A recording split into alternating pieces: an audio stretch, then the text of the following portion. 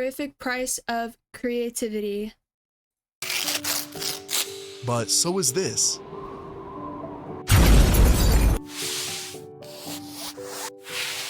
Art is a kaleidoscope of perceptions, and the lives of artists are even more multifaceted. Recently, I watched the theatrical adaptation of Look Back by manga visionary Tatsuki Fujimoto. I haven't watched this movie, but I did read the manga. I read the manga when the manga came out. I read it because he also did he made Chainsaw Man too.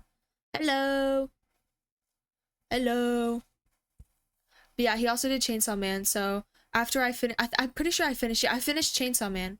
Wait, or is it coming out with new stuff? Anyway, after I read Chainsaw Man, I read this, but I really don't remember what it's about because I read that when it came out, and then this movie came out As one of the finest anime adaptations in recent years, Look Back was nothing short of a gut-punching experience. I'll admit, my knowledge of Fujimoto's work is pretty surface level, mostly shaped by the chaos and carnage of... Yeah. So stepping into the theater expecting something similar, only to be met with... My initial reaction was, wait, someone cooked here. Look Back is brimming with themes, but at its core, it's a poignant exploration of the struggles that artists face on their journeys. Like other films such as Whiplash or Black Swan. I watched Whiplash with my brother. Oh my god. They aren't? Did Chainsaw Man end? It pulls back I watched Whiplash with my brother. It's so good. It's so good. Curtain on the creative process also, and Black poses Swan's a haunting question. What if your greatest art is hiding behind your greatest fears? My name is Ellie, and this is how fears make masterpieces. Fujino and Kiyomoto are both artists, but their journeys could not be more different. We are first introduced to Fujino, the star of her school's weekly manga in the paper. Fujino is used to praise. This artwork is sick. She is intelligent, athletic, but most of all, she's an artist. She is seen with a sense of unmatched poise as she's praised by her fellow students. However, her confidence is put to the test as she's asked to relieve a set of her panels to Kiyomoto, a reclusive student whose social anxiety prevents her from attending class. She accepts. This gesture of goodwill is backhanded as Fujino assumes that her art will undoubtedly outshine Kiyomoto's. Doesn't her art suck compared to the other girls? When the issue is published, Fujino's world collapses. Kiyomoto's art is leagues ahead. It's refined and mature. For the first time, Fujino is faced with the painful realization that she's not as exceptional as she thought. Seeing them next to each other, Fujino's strip looks kind of mid. This marks the beginning of Fujino's first arc, mid. grappling with imposter syndrome. She begins to question everything from her Are these kids in like elementary school? What grade are these talent, guys her in? worth, even her place in the world of art. The whispers of her classmates amplify her self-doubt. The once small classroom warps into a vast exam hall filled with hundreds of voices, all in praise of Kiyomoto. Meanwhile, at the same exact time, Kiyomoto has her own struggles. Her brilliance as an artist comes at a cost. Her crippling anxiety. Unable to attend school, she pours all of her time into honing her craft. Kiyomoto remains frozen by her fear of change. Her fear traps her in a cycle of isolation, a common plight for creators afraid to take that first step out of their comfort zone. Kiyomoto's fear of what can be prevents her from ever finding out what will. What's important to remember while dissecting this film is that these characters are merely representations of their unique struggles and fears. They are two halves that come together to represent artistic struggle that resides internally as well as externally. So how do we overcome our trepidation? Let's dive deeper into how our characters conquer their fears. Fujino and Kiyomoto's relationship evolves throughout the film, showing how they overcome their fears together. Fujino wrestles with her fear of inadequacy and feeling outclassed by others, while Kiyomoto struggles with the fear of change. Fujino's struggles begin just 10 minutes into the film. After Kiyomoto's first entry into the school paper, Fujino's fears take a form that we've seen before: total obsession. Seasons come and go as she relentlessly works to surpass her one-sided rival, but her pursuit of perfection spirals into into isolation and frustration. This unrelenting descent into obsession mirrors the journey of Andrew in Damien Chazelle's Whiplash. Both characters cut themselves off from anything unrelated to their goals, sacrificing relationships. This is why I don't think that we should be together. And causing those in their life to worry. Mom and Dad don't bring it up, but they're legitimately worried about you. We all are. All in a chase of an ever-elusive sense of worth. Their relentless efforts end in the same failure. Fujino fails to surpass Kiyomoto for one final time. I give up. And Andrew crashes down violently due to the immense pressure that he's under. Okay, look, why don't you just tell Fletcher that I cut Yeah, doesn't he get into a car accident and he still goes? you, motherfucker! Is that this? Dang. After facing devastating failures, both characters turn away from their passions. Fujino retreats into the simplicity of childhood, ice cream, sports, and the mundane rhythm of ordinary life. Andrew, on the other hand, picks up the pieces by leaving his father's house and finding solace in the quiet grind of a coffee shop. These two once burning souls who lived and breathed their crafts now exist in complete sobriety from the very things that define them. And yet, their path to resolution mirrors each other in poignant ways. As the school year ends, Fujino is tasked with delivering Kiyomoto's diploma, marking the first step in a journey that will profoundly reshape her understanding of art and herself. When Fujino enters Kiyomoto's eerily quiet home, she's overwhelmed by the sheer dedication on display. Mountains of sketchbooks line the walls, each one a silent testament to Kiyomoto's relentless practice. Amidst the stillness, Fujino discovers an empty manga strip, a fragile spark that reignites her dormant passion. In a twist of fate, the panel slips under Kiyomoto's door, prompting an emotional chase. Fujino tries to flee, but Kiyomoto catches up to her and delivers a stunning revelation. She has always been Fujino's biggest fan. The one person Fujino believed had trampled her ambitions turned out to be her greatest supporter. This moment of clarity mirrors Andrew's arc in Whiplash, where the teacher who seemingly breaks him is also the one who pushes him towards his most transcendent performance. For both Fujino and Andrew, these pivotal revelations force them to confront the fears that have held them back: failure, inadequacy, and the vulnerability of striving for greatness. Fujino and Kiyomoto decide to collaborate on a manga contest, unknowingly jump-starting their journey to heal and grow together. Similarly, Andrew's journey culminates in a triumphant yet harrowing performance where he embraces the very thing that devastated him, allowing him to reach the heights that he so desperately desired. Fujino and Kiyomoto's partnership in the manga competition becomes the turning point. As they work tirelessly on their entry medal parade, Fujino's worries begin to fade. Together, they create something greater than either could achieve alone. Fujino learns to embrace her unique strengths as a storyteller, realizing that while her art might not rival others, her ability to create compelling worlds and characters sets her apart. She is able to shed this fear of imperfection and shortcomings. I remember when I was really into anime, this was like 2020, I started like drawing and like sketching out stuff, and in the beginning I was like really bad, but then like the more videos I watched and stuff and the more I learned, like I got better and better at drawing. And then I used to draw like every day. Like I'd spend hours just drawing in my like notebook, and then one day I just stopped drawing because I think I got like busy with school or something. And I just stopped drawing, and like now I've like lost all of my drawing capabilities. Like I can't even draw a stick figure. I can't draw. Like it's actually so sad because I didn't like trace, but I would look at like a anime like still frame or whatever, and I would try and draw it, and then I'd look up videos on like how to draw this, and then I'd follow along with the person. That I mean that's kind of, is that tracing? I wasn't like literally tracing it from the page, but like I copied it, and it got to a point where I could just draw on my own, and then I just stopped. I mean the latest thing that I've drawn is like a Spider-Man image. I drew this on one of my notebooks. That's like the latest thing I've drawn. I'm not like crazy good or anything. Like I usually just look up like Pinterest images. Thank you. Yeah, I can't make like I look on sometimes I just look on Pinterest and I just copy down. I am not creative at all. I can't like do like OCs or anything, because Yeah, I just don't know how to draw. Coming through the realization that she doesn't have to be the best at everything. She doesn't have to be the sole recipient of praise or be able to triumph over every challenger. She just has to be herself and utilize her strengths and what makes her special to achieve great things without the need to vilify others as motivation. She overcomes the fear of inadequacy through the acceptance of her own shortcomings. The whole like getting into a car accident, I know that was like later, like earlier in the video, but that whole thing with like getting into a car accident and whiplash, I watched a movie called Magazine Dreams with my family. I mean, it was, oh my god, that was so well done. Highly recommend that movie. But there's a scene in that movie where also the main character gets hit by a car and he just keeps going. It's about like a bodybuilder and his path to like being like a really, really famous like bodybuilder and stuff and his obsession with it.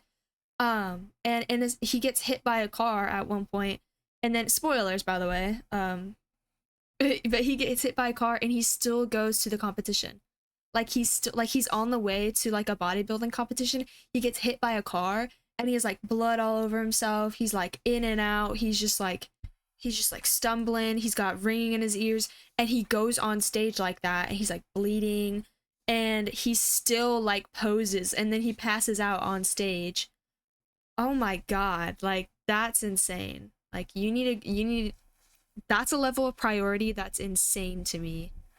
Alongside a renewed confidence in her innate talents. In the end, this allowed her to become an even better artist through her charismatic leadership and boundless vision. This realization is crystallized during a poignant moment. On a bitterly cold winter night, Fujino and Kiyomoto step into a convenience store, eager to find out who won the manga competition. Flipping through the vibrant, colorful convenience store, eager to find out. Bro, that's One Piece. Who won the manga competition. Flipping through the vibrant, colorful pages of the latest shonen magazine. I watched, okay. I haven't watched the anime for One Piece, but I just recently finished the live action for season 2, and I'm like on the edge of starting the anime. It's just so long. The anime's so long. I don't know if I should start it or not. But I want more. You haven't? Oh my god. Because the live action was really good, but I want more content. Yeah. It's 1,000 episodes. Oh my goodness. Their eyes widen with excitement as they discover the announcement. They've won the competition they poured their hearts into. The air inside the convenience store buzzes with their joy. The grand prize, a total of 300,000 yen, roughly 2,000 USD, feels like more than just money. It's a symbol of their hard work and dedication. For Fujino, this moment serves as a satisfying conclusion to her current journey, while for Kiyomoto, it marks the beginning of a new chapter filled with promise and possibility. Fujino offers to bring Kiyomoto out for a day in the city. They eat crepes, watch a movie, go to the bookstore, and at the end of it, share a train ride back to their town. One of the best aspects of art is its ability to bring people together. All throughout the film, there's a visual motif of the two characters holding hands to signify their attachment towards each other. We first see this during the day trip in the city. Kiyomoto's assumedly first time out with friends ever. Through their art, Kiyomoto has now made a lifelong friend, someone who complements her weaknesses with strengths of her own. Their friendship allows Kiyomoto to break out of her shell. She follows Fujino into the world, learning how to draw beaches from feeling the waves at her feet and mastering perspective by witnessing the scale of the Tokyo Tower. She is able to apply all of her experiences into her artwork, experiences that would have never come to fruition without Fujino to lead her there. More specifically, we see Kiyomoto grow and flourish out of her timid, repressed state of being. She is ready to begin her own life, facing her own challenges and fighting her own battles. But in order to chase this new aspiration, she must overcome one final fear. Fujino's new series Shark Kick becomes serialized and Kiyomoto drops the bomb. She cannot help her. She can't assist in Fujino's dreams because she has her own to pursue and fulfill. Kiyomoto must confront Fujino about her desire to go to art school. I want to go to an art college. Which means an unfathomable amount of human interaction, trials and tribulations, and the inability to revert. her old ways. Fujino erupts, spewing acidic speech at her, trampling on her aspirations, becoming the very antagonist that attempted to sway her when she was a child. Through it all, Kiyomoto holds firm, cementing the change that she has gone through. She is no longer stunted by fear. I just wanna be a better artist. This relationship dynamic is eerily reminiscent of Nina and her mother in Darren Aronofsky's Black Swan. This film is about Nina, a dancer who is given the lead role in the Broadway show Swan Lake. Nina is unable to master this role due to her timidness and inability to let go. This final conversation between Fujino and Kiyomoto resembles the strained relationship between Nina and her own mother. Nina's mother, a failed artist, keeps her in a constant state of adolescence. She fills her room with childlike arrangements and has almost complete control of her autonomy and identity. Nina finally escapes from her mother's vice grip around her life, thus enabling her to fully let go and transcend into the Black Swan. Although Fujino and Kiyomoto's relationship is nowhere near as abusive and traumatic as that of Nina and her own mother, both Nina and Kiyomoto must break free from the invisible chains of those who desire to control them. Do you remember the hand-holding motif? Well, prior to this conversation, we see Kiyomoto's grip finally and fully release from that of Fujino, signifying her detachment from Fujino's lead, but also from her fears that have held her back for so long. Fujino downplays this revelation, claiming that she can simply hire assistants in order to replace Kiyomoto, the same way Nina's mother begins to stonewall her after finally breaking her chains. Why didn't you wake me up? I'm moving out.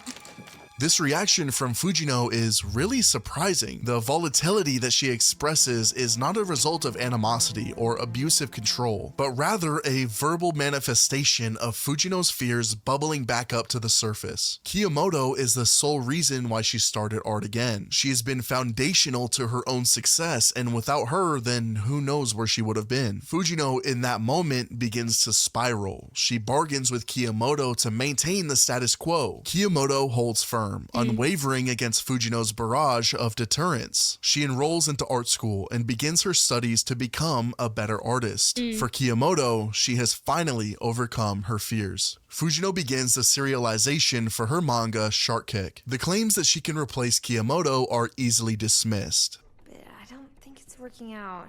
Can we pivot to anyone else?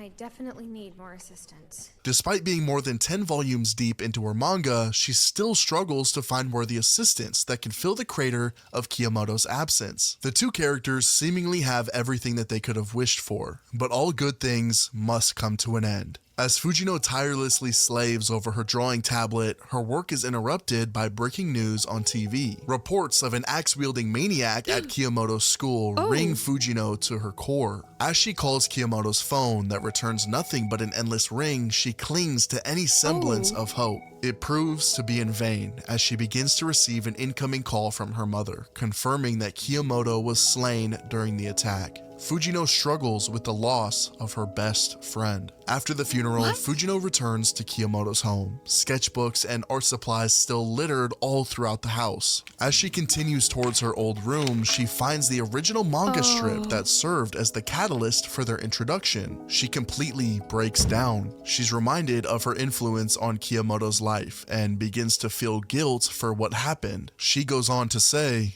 Kiyomoto is dead. And it's all because of me. As jarring as this scene is, I could not disagree more. It's not that without Fujino, Kiyomoto wouldn't have died, but rather without Fujino's influence, Kiyomoto would have never truly lived. As she struggles with grief, she finds a 4-panel manga strip drawn by Kiyomoto at some point. The panels tell a story eerily reminiscent of the events that transpired. Fujino storms into Kiyomoto's room and sees volumes of Shark Kick in abundance, posters on the wall, and an empty Shonen Jump survey that will never be filled. Fujino turns around and sees the very coat that she signed when they first met is still hung up on the door. A testament to how much Kiyomoto truly admired her best friend. Oh my god. The story ends on a somber question. Why do you draw? Following the loss of Kiyomoto, Fujino now must ask herself that question once again, and finally overcome the fear that has followed her for so long. At first, Fujino is consumed by a fierce drive to compete with Kiyomoto, a rival whose art feels leagues ahead of her own. Everything changes after Kiyomoto's tragic death. In revisiting their shared past, Fujino begins to see their connection in a new light. She realizes how deeply Kiyomoto's artistry and encouragement had shaped her own creative journey. This realization shifts something within her. The insecurities that once festered inside dissipate. Her fear of inadequacy transforms into somber determination. She returns to work, taping Kiyomoto's panels to the window to serve as an unending sense of purpose. Now having a new answer to the question, why do you draw? Wow. Look Back and other stories in the same vein all share one lesson. Beyond your fears lies the art that will define you, waiting patiently for your courage. Like Fujino, Kiyomoto, Andrew, or Nina, you have the ability to overcome the hurdles that hold you back. You have the ability to become a great artist, chef, musician, entertainer, communicator, teacher, and everything in between. All that awaits is for you to take the first step. Keep your head held high, and most importantly, don't look back. Thank you so much for sticking. Look Back. Oh my god. Absolute cinema. Absolute. It comes full circle. What? Don't Look Back. Wow. Wow.